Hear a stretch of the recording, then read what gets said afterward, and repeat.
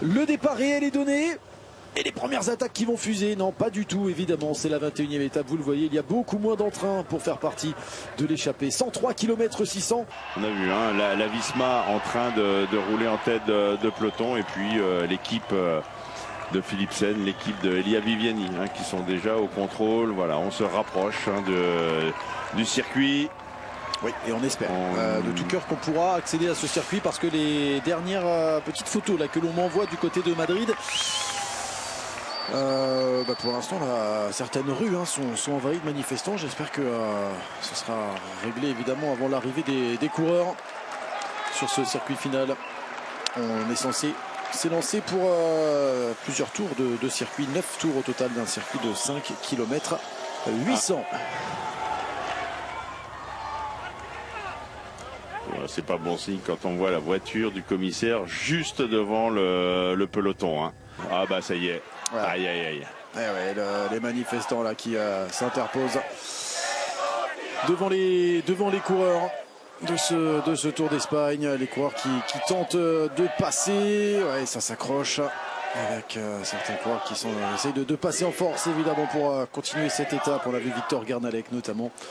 On espère surtout que la situation ne dégénère pas et que...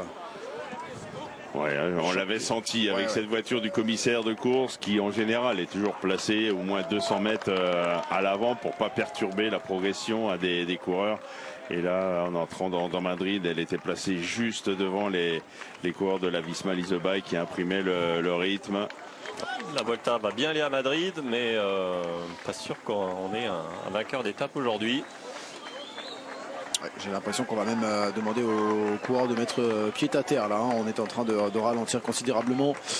Déjà pas de vainqueur du côté de Bilbao. On espère un vainqueur aujourd'hui ici du côté de Madrid, mais la situation semble bien compliquée à gérer dans la capitale espagnole.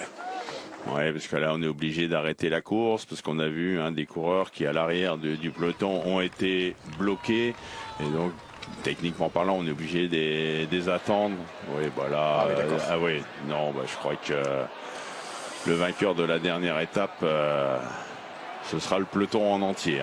Oui, sur cette Volta, regardez l'ambiance à 200 mètres de la ligne. Évidemment, c'est presque mission impossible d'espérer avoir une arrivée aujourd'hui sur les routes de cette 21e étape. Attention à ce que ça ne dégénère pas, évidemment. C'est en train de dégénérer. C'est en train de dégénérer. Il y avait eu ce contre-la-montre l'année dernière remporté par Stephen Kuhn. Caleb Groves s'était imposé en 2023. Juan Sebastián Molano en 2022. Pascal Ackermann s'était imposé ici même. C'était en 2020.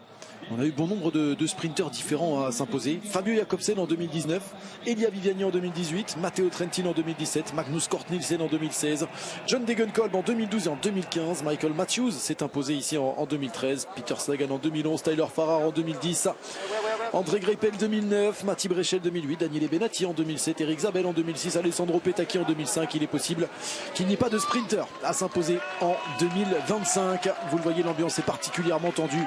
Ça dégénère même quelque peu à 200 mètres de la ligne d'arrivée. Les conditions ne sont actuellement pas réunies, en tout cas pour permettre la suite de cette étape. Ouais, là, on a souvent les coureurs qui, à l'oreillette, attendent des instructions des directeurs sportifs pour la course. Voilà, on a d'autres. On essaie évidemment dans chaque voiture d'avoir des informations via les assistants qui sont déjà placés sur la ligne d'arrivée ou sur le circuit. Les coureurs dans l'attente, le peloton dans l'attente. Va-t-on ou non pouvoir poursuivre cette étape? Va-t-on ou non pouvoir désigner un vainqueur à cette dernière étape du Tour d'Espagne? C'est toute la question. La cérémonie protocolaire aura-t-elle lieu également? Parce que ça aussi c'est important, ça aussi c'est un moment fort des grands tours. Oui, voilà. C'est impossible, on n'aura pas d'étape quand on envahit on démonte les barrières. Je vois pas comment, malgré le service d'ordre qui est nombreux ici. On évoquait pourtant un service d'ordre plus que renforcé. C'était autant que lorsque Madrid avait accueilli le sommet de l'OTAN. En termes de force de l'ordre présente sur les routes de ce Tour d'Espagne, les routes de cette 21e étape. Le peloton qui va reprendre sa route qui va redémarrer. Direction les bus peut-être. Dans tous les cas, oui, les coureurs, à un moment, ils ne peuvent pas rester là. Donc ils vont essayer de rejoindre au moins la zone où sont les hôtels, les bus. On aperçoit la présence de Fernando Escartin, également ancien coureur, qui est désormais dans l'organisation. David Gaudu qui quitte le peloton. On a aperçu Jasper Philipsen également à l'arrière de ce peloton. Les coureurs dans l'attente évidemment. Les coureurs qui ne savent pas de quoi seront faites les prochaines minutes. Ce serait étonnant de faire repartir tout le monde. Ça paraît assez improbable de voir cette étape évidemment se poursuivre maintenant avec les coureurs qui ont tous mis pied à terre. Regardez, on profite des bancs présents là sur le bas-côté. Alors je suis à l'écoute de Radio Course. Alors la liaison est très très mauvaise. Apparemment, alors ce qu'il y a de sûr, c'est qu'il n'y aura pas de podium. On nous a dit no podium. Donc ça veut dire no podium, no stage, pas d'étape. Je crois qu'on ne verra plus beaucoup de coureurs dans cette soirée madrilène. C'est ainsi que va se terminer cette 80e édition du Tour d'Espagne. C'est ainsi que vont se finir ces 3 semaines plus que mouvementées sur les routes espagnoles. Des manifestations pratiquement tous les jours, un chrono par équipe du côté de Figueres lors de la première étape disputée sur le sol espagnol qui déjà avait été assez mouvementée.